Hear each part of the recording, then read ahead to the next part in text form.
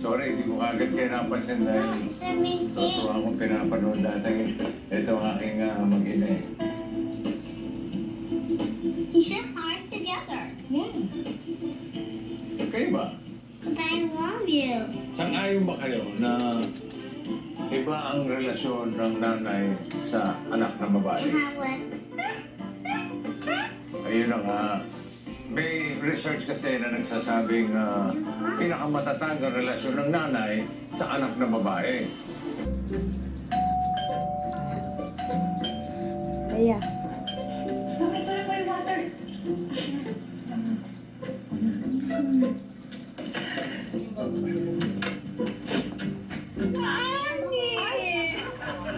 Kanina po kita tinatawagan, hindi kita makontak. Ito, napasugod tuloy ako dito.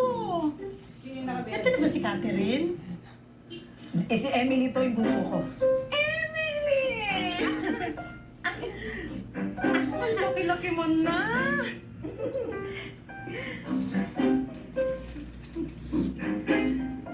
Si Sheila, kaibigan ko nung college. No, hindi pa niya nakikilala ang papa mo. Kayo po pala si Tita Sheila po. No. Don't call me tita. Just Sheila. Sino to? Hindi na kami nagkita niyan. Sino Oh, that was in the 80s. Nagkita lang kami nung mabalita mo sa social media. Mapatay na si Alfonso. Nandun kami ng last night ng burol. Ang let lang pala ng papa mo magiging way para magkaroon kami na reunion ng mga college friends namin. Kaya kita tinatawagan kasi nag-aaya si Gay. Magpa-spa. Nagpabook siya ng full body massage, body scrub. Ano, G ka? Anong G? Game ka ba? Go tayo. Gets mo? Ay, ma! Kaya mo pa bang lumabas ngayon? Let's go! Kailangan mong mag-relax na mabawasan naman yung stress mo. After natin magpa-spa, magpapasalon tayo. Let's spa for ourselves! Come on! Come on! Ay, ma! Ay, ano ba Tita Sheila? Sheila, Stop na! Hindi ka na! Mama, ano ba gagawin? Sundan mo ang mama! Naku, baka kidnapper yung scammer, kidnapper, G-gang. Ano ba pinagsasabi? Ma! Mula noon, Boss Leng, lagi nang magkasama si Mama at si Tita Sheila. Okay nga yun eh. Kasi nakakapaglibang naman si Mama. Kaya lang, Wala si Mama. Saan nagpunta? Ay naku, mama, hindi po sinabi eh. Noong oras umalis. Kanina pa ako tawag ng tawag, hindi nga ako sinasagot eh. Ay, naku, eto po, naiwan niya ang cellphone niya. Kaya mo na ako asente. Ano, bagay ba sa akin? Maganda ba sa akin? Sabihin nyo! Ma, ano yan? Bakit ganyan ang tsura mo? Ano ka ba? Ito daw ang trending, sabi ni Sheila. Saan ka ba galing, ma? Nag-unwind lang kami. Tsaka sinamahan ako ni Sheila na bumili at mag-shopping ng OOT.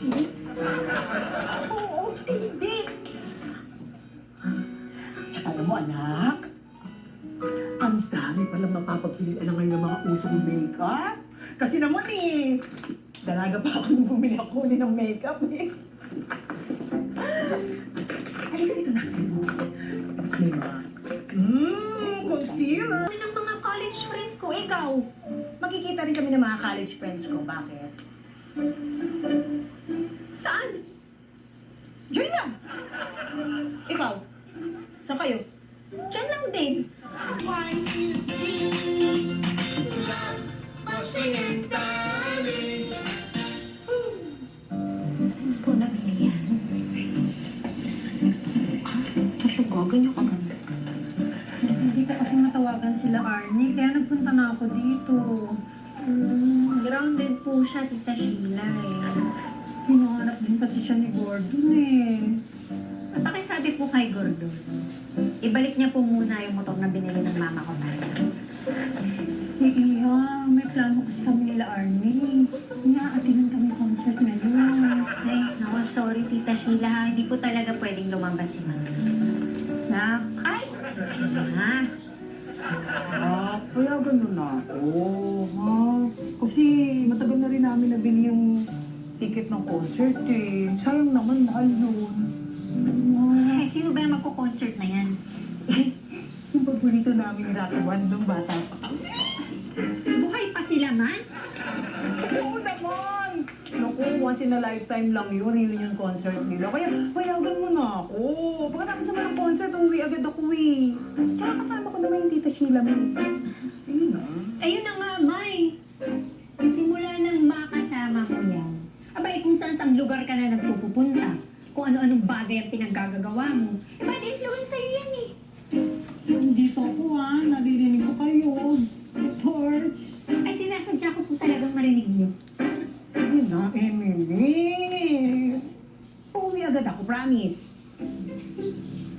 Sige na.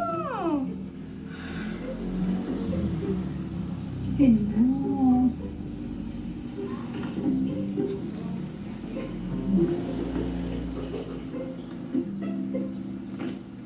Sige, Ma.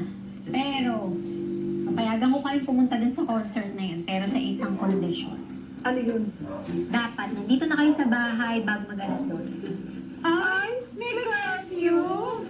Pangalawa, dapat kasama nyo si Donna Lee sa concert. Ay, may ma-chaperone. Ay, ayaw nyo.